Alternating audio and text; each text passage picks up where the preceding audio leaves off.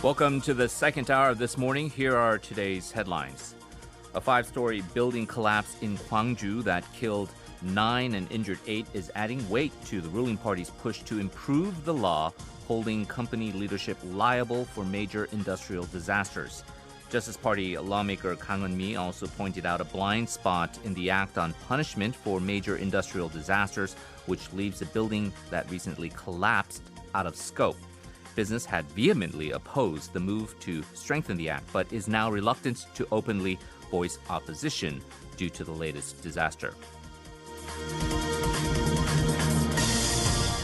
Korea is investing a record-high 1.3 trillion won to set standards for industrial digital transformation and carbon neutrality by 2025.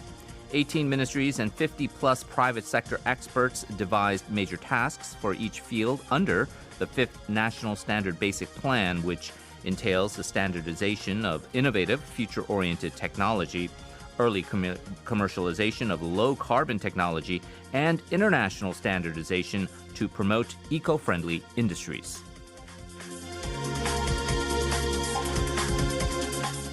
President Moon Jae-in has been busy at the G7 summit, stating Korea's intent to seek vaccine partnerships with other G7 countries, in addition to the U.S., at the health-themed outreach session and meeting with UK Prime Minister Boris Johnson yesterday.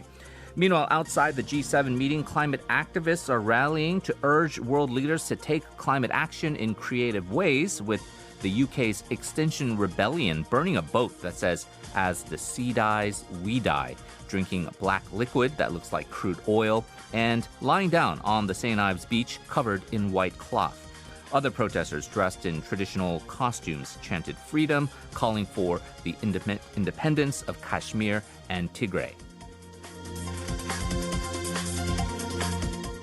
Finally, according to Nikkei Asia, Japan said it is against the expansion of the current G7 to D11, which would take away Japan's standing as the only Asian country within the G7.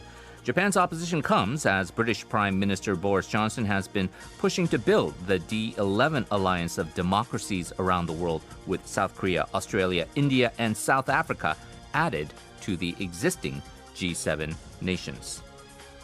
And you can listen to these headlines once again on our YouTube channel by searching TBS eFM. Once there, you'll also get a script of the headlines and subtitles as well. Coming up next, analysis on the U.S.-Russia relationship under the new Biden administration, followed by a closer look into the current surplus of Janssen vaccines in the U.S.